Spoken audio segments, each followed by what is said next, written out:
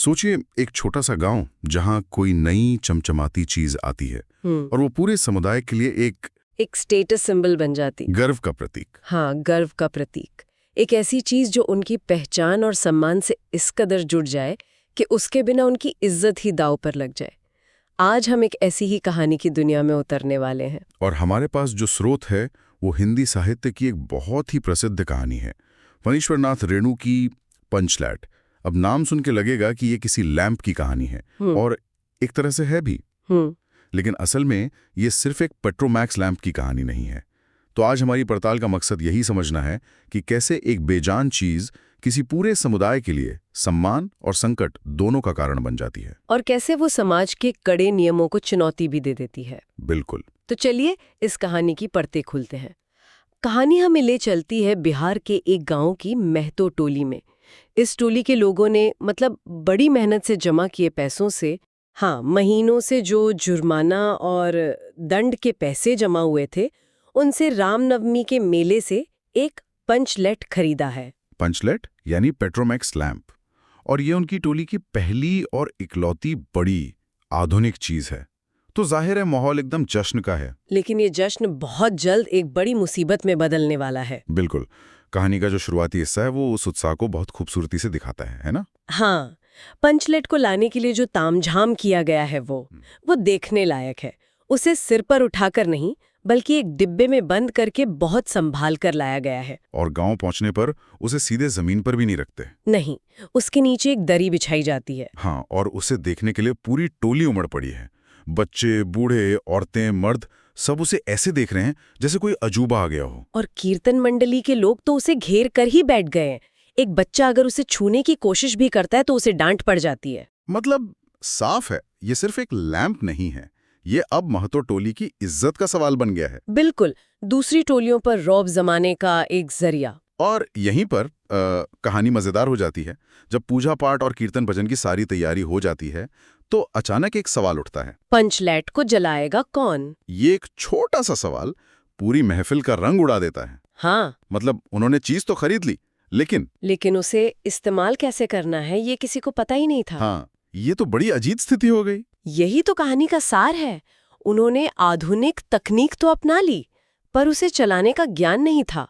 और ये सिर्फ उस दौर के समाज पर एक टिप्पणी नहीं है। सही बात है। अगर हम आज भी देखें तो हम सबसे महंगा, सबसे लेटेस्ट फोन तो खरीद लेते हैं, लेकिन उसके 10% फीचर भी शायद ही इस्तेमाल कर पाते हैं। एक तरह से ये स्टेटस सिंबल खरीदने की इंसानी फितरत पर एक बहुत गहरी टिप्पणी है। बिल्कुल, जो तब भी उतनी ही सच थी जितनी आज है। और इसका नतीजा क्या हुआ?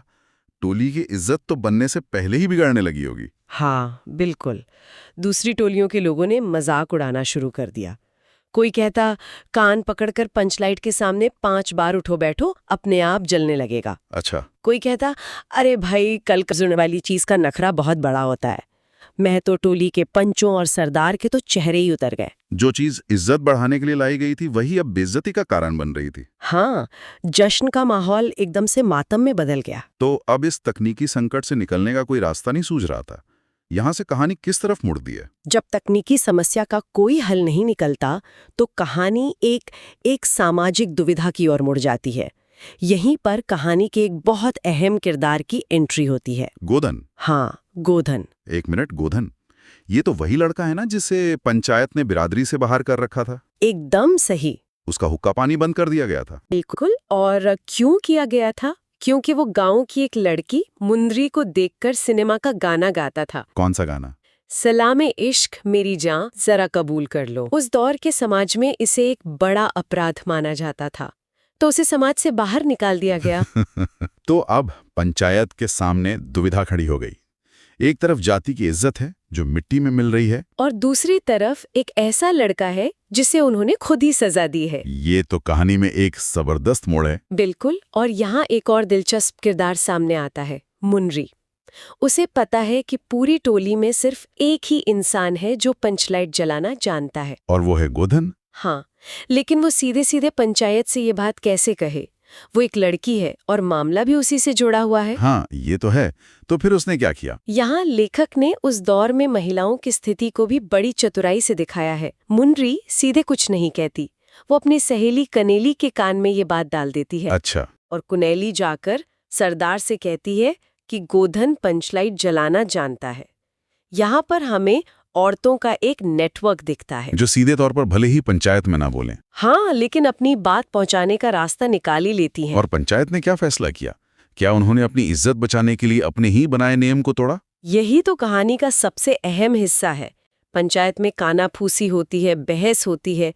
एक तरफ नियम और अनुशासन है, दूसरी तरफ समुदाय का सम्मान। कुछ पंच तो अड़ गए होंगे। हाँ, कुछ पंच कहते हैं कि गोधन को कैसे बुलाया जाए, उसका तो हुक्का पानी बंद है।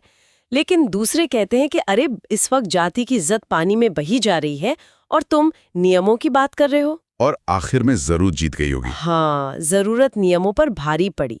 सरदार फैसला लेता है कि गोधन को बुलाया जाए। ये कहानी दिखाती है कि हर समाज के नियम तब तक ही पत्थर की लकीर होते हैं जब तक समुदाय की इज्जत या जरूरत पर आंच ना आए। सही कहा। जरूरत पड़ने पर वही समाज अपने बनाए उसूलों को तोड़ने का रास्ता निकाल ही लेता है। तो गोधन को बुलाया गया, क्या वो आसानी से मान गया? जिसे समाज ने निकाला हो वो उसी समाज की मदद करने के लिए इतनी जल्दी तैयार तो नहीं हुआ होगा। नहीं, बिल्कुल नहीं। जब पंचायत का छड़ीदार उसे बुलाने जाता है तो गोधन पहले तो साफ मना कर देता है। क्या कहता है? कहता है, पंचायत ने मेरा हुक्का पानी बंद कर रखा है, मैं क्यों जाऊं? ये उसका स्वाभिमान था। लेकिन फिर मुनरी की माँ गुलरी काकी उसके पास जाती हैं और उसे समझाती हैं कि ये पूरी जाति की इज्जत का सवाल है। हाँ, उनके मनाने पर गोधन मान जाता है। तो गोधन आता है और पंचलाइट जलाने की कोशिश करता है। लेकिन यहाँ भी एक और समस्या खड़ी हो जाती है ना? हाँ, एक और ट्विस्ट।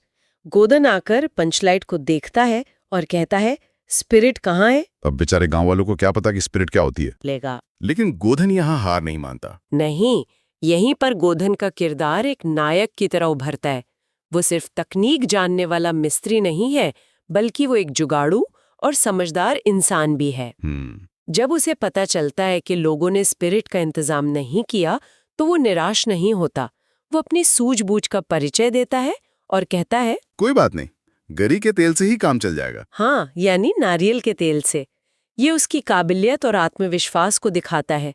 उसे पता है कि वो इस समस्या का हल निकाल लेगा। और फिर वो पल आता है जिसका सबको इंतजार था।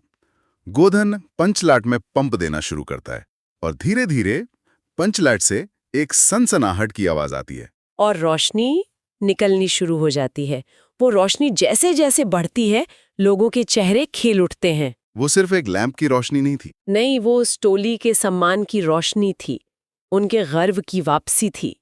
कहानी में लिखा है कि रोशनी फैलते ही कीर्तन मंडली ने एक स्वर में महावीर स्वामी की जय का नारा लगाया और कीर्तन शुरू हो गया। हाँ, जो लोग कुछ देर पहले तक उदास और अपमानित महसूस कर रहे थे, वे सब खुशी से झूमने लगते हैं। तो गोधन, जो कुछ घंटे पहले तक एक अपराधी था, एक समाज से निकाला हुआ व्यक्ति, वो अब पूरी टोली का हीरो बन गया। हाँ, और सिर्फ नायक ही नहीं, उसे एक तरह से अपनी मोहब्बत का सामाजिक लाइसेंस भी मिल गया। कैसे? पंचलाइट जलने के बाद सरदार गोधन को अपने पास बुलाता है और बहुत प्यार से कहता है, तुमने जाति की इज्जत रख ली, तुम्हारा 7 खून माफ। और फिर वो कहता है, खूब गाओ सलीमा का गाना। वाह, खूब गाओ सलीमा का गाना। इसका मतलब तो साफ है, सरदार सिर्फ उसके तथाकथित अपराध को ही माफ नहीं कर रहा, बल्कि मुनरी के साथ उसके रिश्ते को भी एक तरह से हरी झंडी दे रहा है। ये एक बहुत बड़ा सामाजिक बदलाव है जो एक छोटी सी घटना से आया। बिल्कुल, जो काम शायद पंचायत की 10 बैठकें नहीं कर पाती, वो काम पंचलाइट ने कर दिखाया। इसने साबित कर दिया कि एक व्यक्ति का हुनर और उसकी उपयोगिता समाज के बनाए खोखले नियमों से कहीं ज्यादा महत्वपूर्ण है। जरूरत पड़ने पर समाज न सिर्फ अपने नियम बदलता है, बल्कि अपनी सोच भी बदल लेता है। सही कहा। और कहानी का अंत भी बहुत खूबसूरत है। गुलरी काकी, जो पहले गोधन से नाराज थीं, उसे रात के खाने पर बुलाती हैं। हाँ, और पूरी टोली उस नई पंचलाइट की रोशनी में देर रात तक कीर्तन करती है। एक संकट के पल ने न सिर्फ टोली की इज्जत बचाई, बल्कि एक बहिष्कृत व्यक्ति को उसका सम्मान और प्यार दोनों वापस दिला दिया। तो ये थी पंचलाइट की कहानी। एक साधारण से लैंप के जरिए हमने एक पूरे समाज की सोच, उनके आपसी रिश्ते और बदलते मूल्यों की कमाल की झलक देखी। ये कहानी उस बात को बहुत खूबसूरती से सामने रखती है कि कैसे कभी-कभी एक छोटी सी निर्जीव चीज भी बड़े सामाजिक बदलाव की वजह बन सकती है। इसने पंचायत को अपने ही नियमों पर फिर से सोचने के लिए मजबूर कर दिया। हाँ, और एक व्यक्ति के कौशल को सामाजिक प्रतिष्ठा के ऊपर जगह दी। ये दिखाती है कि परंपराएं और नियम समुदाय की भलाई के लिए होते हैं, समुदाय नियमों के लिए नहीं। ये सब सुनकर एक बात जरूर जहन में आती है, ये एक तरह से हैप्पी एंडिंग है, लेकिन ये सोचने पर भी मजबूर करती है, नहीं? बिल्कुल, और यही एक अच्छी कहानी की पहचान है। ये कहानी एक दिलचस्प सवाल भी हमारे लिए छोड़ जाती है। गोधन का सम्मान वापस इसलिए हुआ क्योंकि समुदाय को उसके हुनर की जरूरत थी। सख्त जरूरत थी, वो उनके लिए उपयोगी साबित हुआ। हाँ, तो सोचने वाली बात तो यही है कि अगर उस दिन पंचलैट खराब ही ना होती या उसे जलाने की जरूरत ही ना पड़ती तो क्या होता? क्या समाज गोधन को कभी स्वीकार करता? यही वो सवाल है जिस पर हमें सोचना चाहिए। क्या किसी व्यक्ति का मूल्य, उसका सम्मान केवल उसकी उपयोगिता पर ही निर्भर करता है? अगर गोधन उपयोगी ना होता तो क्या वो हमेशा के लिए एक बहिष्कृत और बुरा इंसान ही बना रहता? ये कहानी समाज के इस दोहरे मापदंड पर भी सोचने के लिए मजबूर करती है।